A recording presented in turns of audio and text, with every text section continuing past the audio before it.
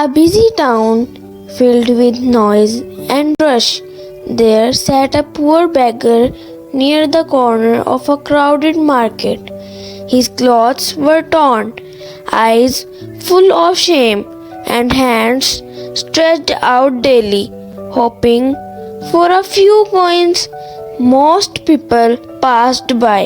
Some gave him a coin, others just looked away.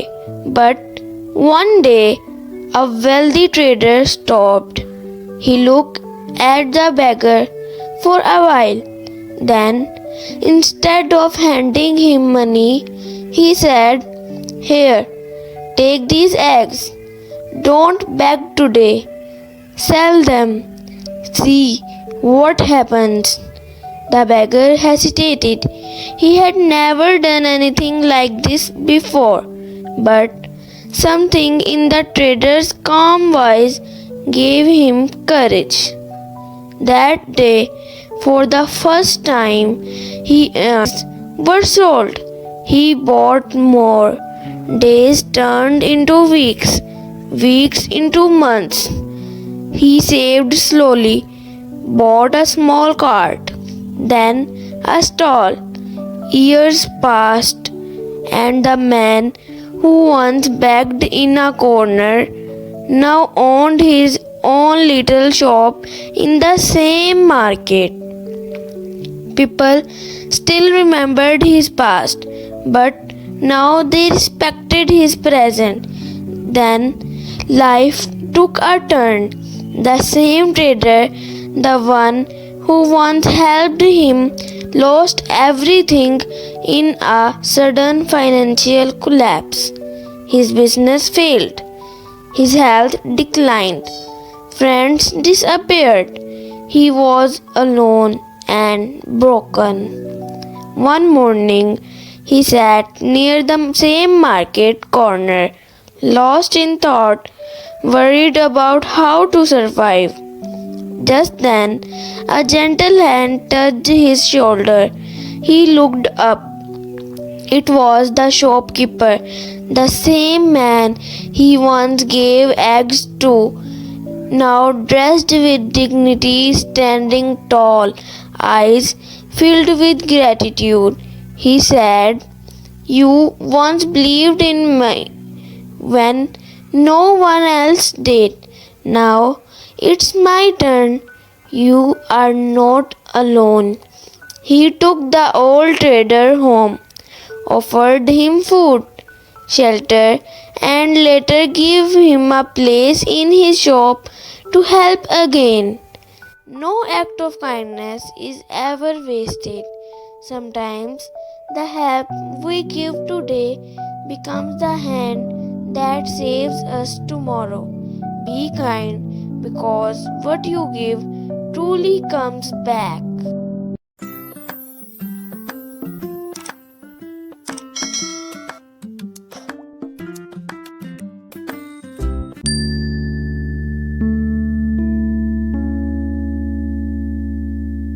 Once upon a time, in a quiet mountain village, there lived a young man named Abdullah. His mind was always full of thoughts, memories of the past, and worries of the future. He could not sleep, could not smile. One day he heard about a wise old man who once helped people find peace of mind. Abdullah traveled for days to meet him. When he arrived, the old man smiled peacefully and said, "If you want peace, I will give you a small task." He filled a glass completely with water and said, "Walk through the village and return. Don't spill a single drop." Abdullah walked very carefully.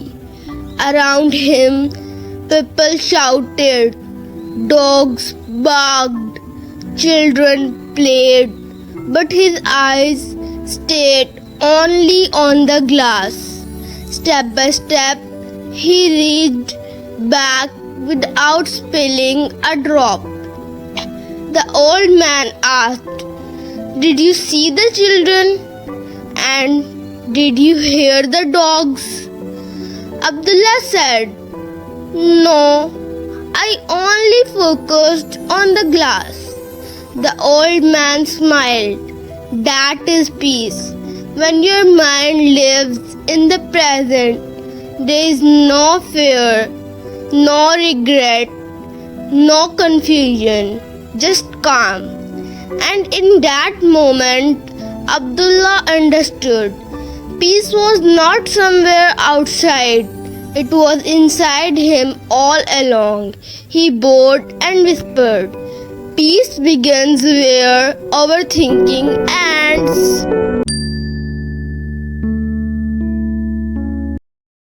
In a small American town, a little boy named Thomas Edison once came home from school with a sealed letter in his hand. He gave it to his mother and said, "My teacher gave me this and told me only you should read it."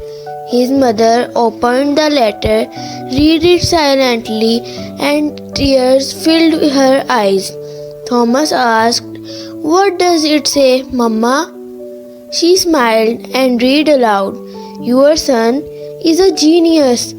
This school is too small for him and does not have enough good teachers. Please teach him yourself."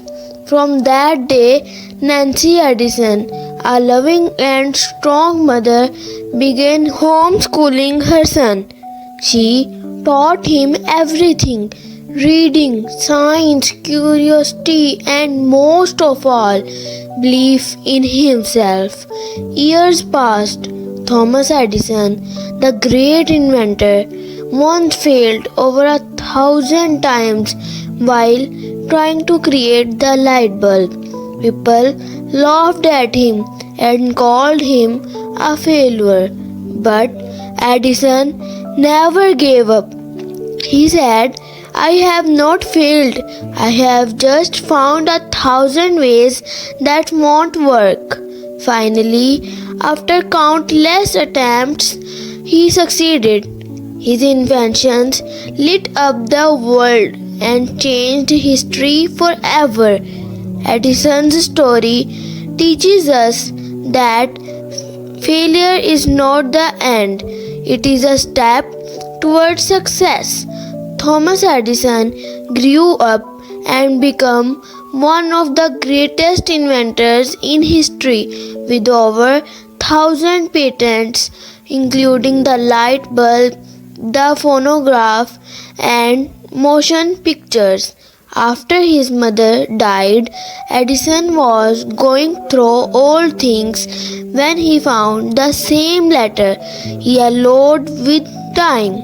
He opened it and read, but it didn't say what he remembered. The letter actually said, "Your son is mentally ill. We won't let him come to school anymore." Edison sat down, tears in his eyes, and he wrote in his diary, "Thomas Alva Edison was a mentally ill child whose mother turned him into the genius of the century." Sometimes all it takes is one person's belief to change the course of a life.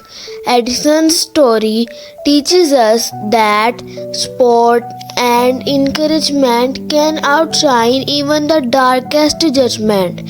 Never stop believing in your potential or in someone else.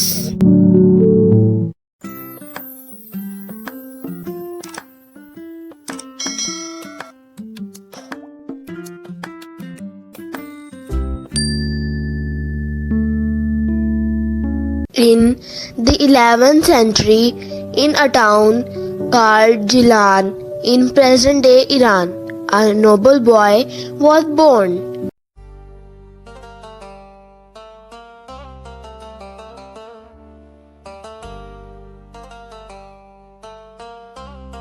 His name Abdul Qadir, later known as Gose Azam, the greatest helper.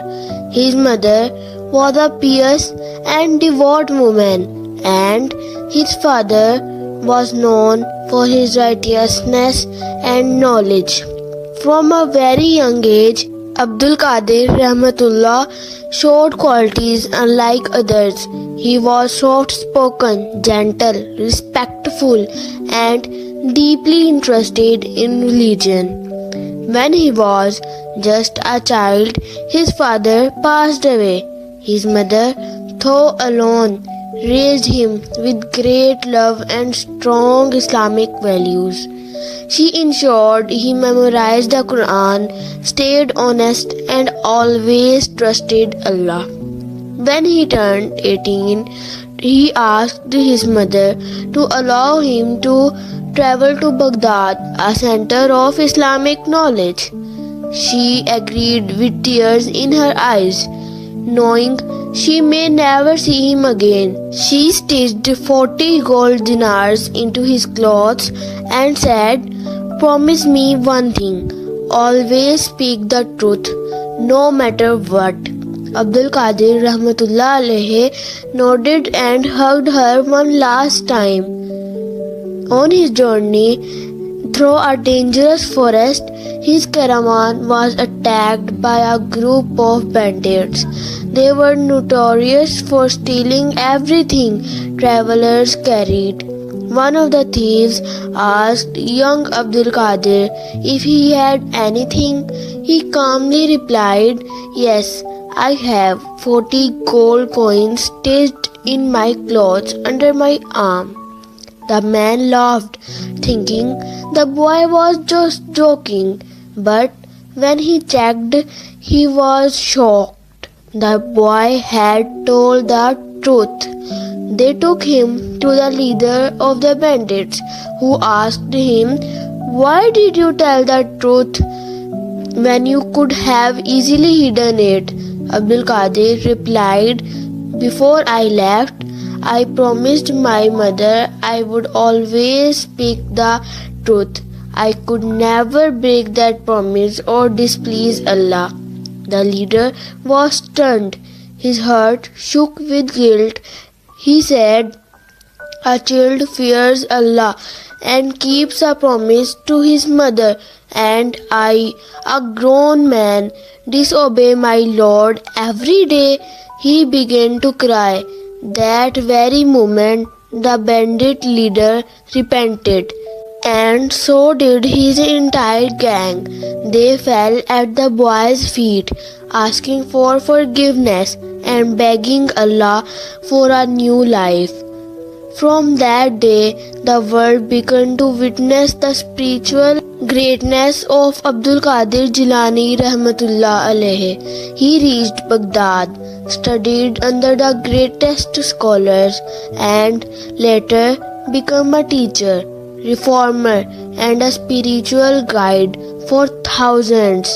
He taught people to always speak the truth, never lose faith in Allah, live with humility and kindness.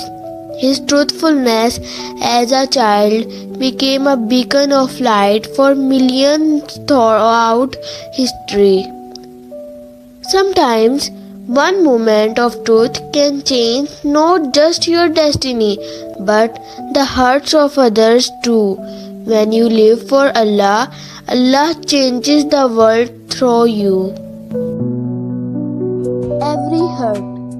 Jazakallahu khaira for watching. May Allah fill your life with His light and blessings. Assalamu alaikum wa rahmatullahi wa barakatuh.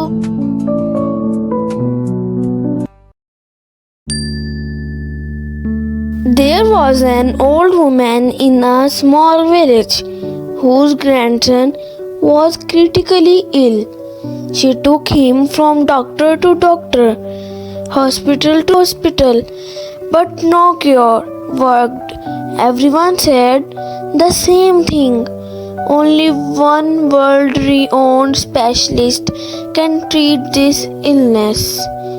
But the old woman had no money, no means, and no hope except for one dua, prayer. Every night she cried to Allah to heal her grandson, to send help from where she could not imagine. Meanwhile, far away in a big city, Dr. Ibrahim, a famous specialist, had a scheduled flight to see a VIP patient. His plane took off but had to land due to a sudden fault. A second flight was arranged, but it too failed mid-air. With no option, the doctor decided to drive to the city. Rain poured heavily on the way. Visibility dropped. Roads flooded, and his car broke down near a village. Frustrated and tired, he saw a small house and knocked for shelter.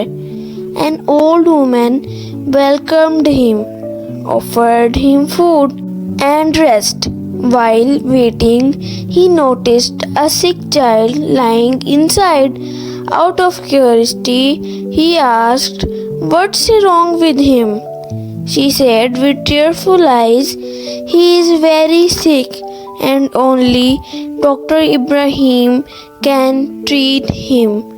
But I am poor, so I just pray Allah brings him here somehow." The doctor stood frozen. He whispered, "I am Dr. Ibrahim." He immediately examined the child and promised to treat him for free. The old woman fell into sajda, crying, "Ya Allah, you even delayed a flight, broke down a car, just to accept one poor woman's dua." Dr. Ibrahim left with tears in his eyes. His heart changed forever. Sometimes delays, detours, and difficulties are not accidents, they are divine arrangements. When the world closes its door, Allah opens His own.